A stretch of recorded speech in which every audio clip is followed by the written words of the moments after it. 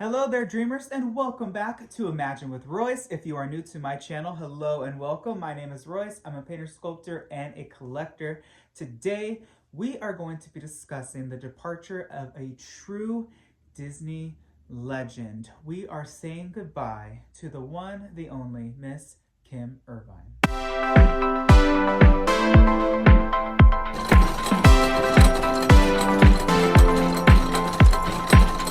So for those of you that do not know, Kim Irvine is and was the creative director or art director at Walt Disney Imagineering Anaheim office. So I used to work in the Anaheim office. I worked under, not directly Kim, I'll explain.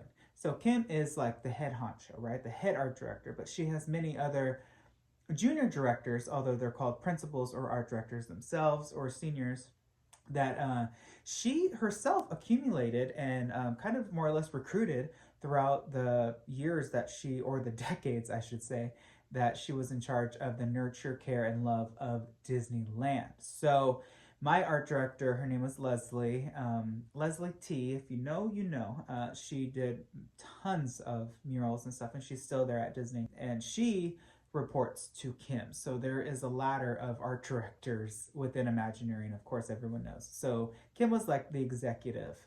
And boy, oh boy, to summarize Kim's legacy, her career, is going to take more than a 10-minute video. I would say that she was born into Disney. She is the daughter of Leota Toombs, who is, for those that do not know, Madame Leota. And then her dad also was a animator at the Walt Disney Animation Studios.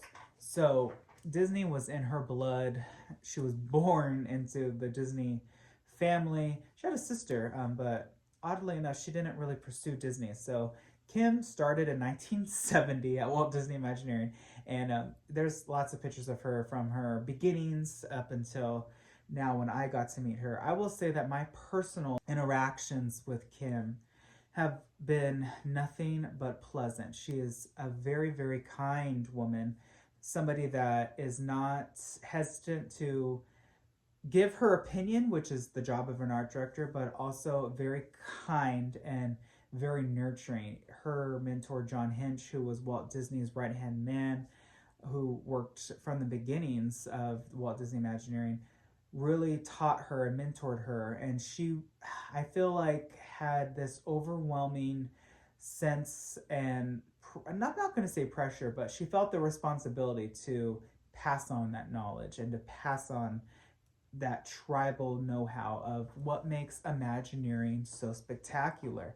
So for me, having worked under her direction, and Leslie's, of course, I would just say that it has been an honor and a privilege to been able to work with somebody that has known so much about Imagineering's history, but also to have just had the opportunity to sit in her office and have one-on-ones and just pick her brain. And she told me, oh gosh, this was like back in 2016, go to animation, Royce. I think you'd be good at the animation studios. And I would have if I would have just been born 20 years prior, because everything now is digital. But I drew, and every time I worked on anything within Imagineering, they always made me do the concept or the drawings that were blown up to life size, because that was kind of the skill that I had in my hat besides just painting. So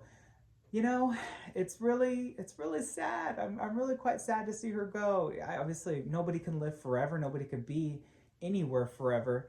So I would just say to everybody that kind of is confused about her job, because I've been watching videos and I hear kind of confusing avenues of what she did. So obviously, yeah, she's in charge of refurbs, but not only that. So when Disney wasn't what it was today in the 70s, they put her in charge of Disneyland, their firstborn, while they kept on building and creating. So, Marty Sklar was like, take care of Disneyland. So she was put in charge of the Anaheim office before there was one, basically. She kind of did it all. And throughout the 40 years that she was there, she recruited talented people from all aspects of life to help her and her core team. Some of them are still there. And it's just really neat to have experienced that generation and that story, and to have her walk the halls and just see pictures of her mom and John. And it is just been an honor to have actually been in the trailers as well. So for those of you that do not know, Walt Disney Imagineering Anaheim used to be behind Pirates Indiana Jones vicinity. And I remember when I worked in Indiana Jones, I used to walk by it. I told myself, one day, Royce, you are going to work in that trailer. And I got in like the last year that, it was there. And, that's where we would have meetings. I would talk to my art director. I would talk to Kim there. And it was just a really cool place. It was very small, but it had a model shop. Obviously, it had like a conference room. It had a really cool lobby. And it was small and quaint. And it was very much like the 50s Imagineering world that you see on TV. That was the Anaheim office. And there was just so much history and so much creative people that came and went from that office. And I'm just honored to have been one of them, and to have had the honor to work, under Kim, with Kim, talk to Kim. And I think that the Anaheim resort now is going to have quite a fleet to fill those shoes of art director, because, and I will say this too, she didn't just do it herself. There was another art director that kind of worked with her, but people are confused and thinking, okay, did Kim just do Disneyland and somebody else, I'm not going to say his name, did California Adventure? Absolutely not. They shared it. However, she was in charge of it pretty much the entire resort. So anything that Disneyland did, Kim was and always was involved in. Even in terms of, I remember when the Rivers of America model was being built at Glendale for it to be constructed at Disneyland when they were expanding, or I should say, expanding the resort but shortening Rivers of America. Kim was involved in that. She would drive down to the model shop at Glendale, and she would have her say of like, I don't like this light post here, or we should put more trees here to hide the berm. So she definitely had her hat in many different sections of and within Imagineering, and she was definitely respected globally wherever she went. If it was Florida or Hong Kong, or of course in Glendale, people knew who she was when she walked in the model shop. So she was kind of like the shining star of our office, and kind of the representative, the one that you saw the most on TV. Of course, there were so many amazing creative people that worked at Imagineering that have retired, that really didn't get all the lights, camera, action glam that Kim got, for lack of a better word. She was always the one on TV. And that's because Imagineering, obviously on the Instagram, they can highlight a lot of people, but publicly, they didn't kind of just choose a few that really get the limelight. So that's why Joe Rohde was, kind of always shown to you, Imagineering. Tony Baxter was kind of always shown to you, Imagineering. But there's so many amazing creative people that do kind of the nitty-gritty work that never get the light of day or their names put out there, but they are still Imagineers. So I would just say that Kim definitely had her hat in a lot of different avenues, whether it be animatronics, ride show vehicles, attraction layouts, whatever it may be. She definitely had her core team of principal Imagineer art directors report to her what they did, why they did it, and then they did a walk together, and then they would take notes together collectively, and then they would disperse it to like us, the painters. Hey, Kim said she wanted more pink on those elephants, so let's do it. And then I would tell my art director, Leslie, okay, more pink was done.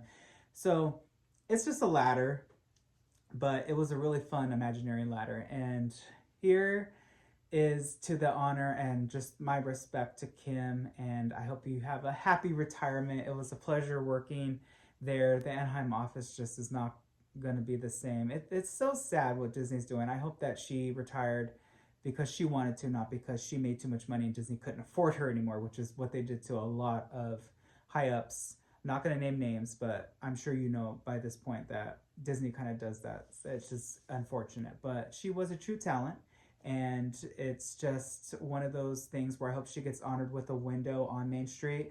Leota Toombs, her mom, has not gotten a window, so this would be a really good opportunity to combine Leota Toombs and Kim, because Kim's also Ma'am Leota in the holiday version. So some sort of like fortune teller window or crystal orb window. I'm sure Disney will honor her, and it'll be really neat to see her accept that legacy of a window with her mother. So that is kind of my video for today, just honoring my old art director and kind of updating you on what she did and her history. You know, the Anaheim office was just such an honor to work under, and I think production is great, but there's something about being put in charge of the nurture, love, and care of what's already been built, Walt's firstborn, and making sure that the enhancements align with the original intent of the story. And every enhancement is, you know, technology can do a lot, but should it? And I think that there's a really fine line of like Yale Gracie illusions that are practical versus just digital everything. And I feel like Kim was that guard of the Imagineering Anaheim team that really made sure Disneyland got the best of the best. And I hope that Imagineering replaces her with somebody that has that exact same line of thinking and determination and passion. So that is all the time I have for today's video. If you like this sort of content, please let me know. Hit subscribe and ring that bell icon. That way you are notified whenever I upload a new video. I wish you all a wonderful day. Be nice to one another. And always remember, dreamers, not only to follow your dreams, but to chase them. I will catch you in the next one. Bye.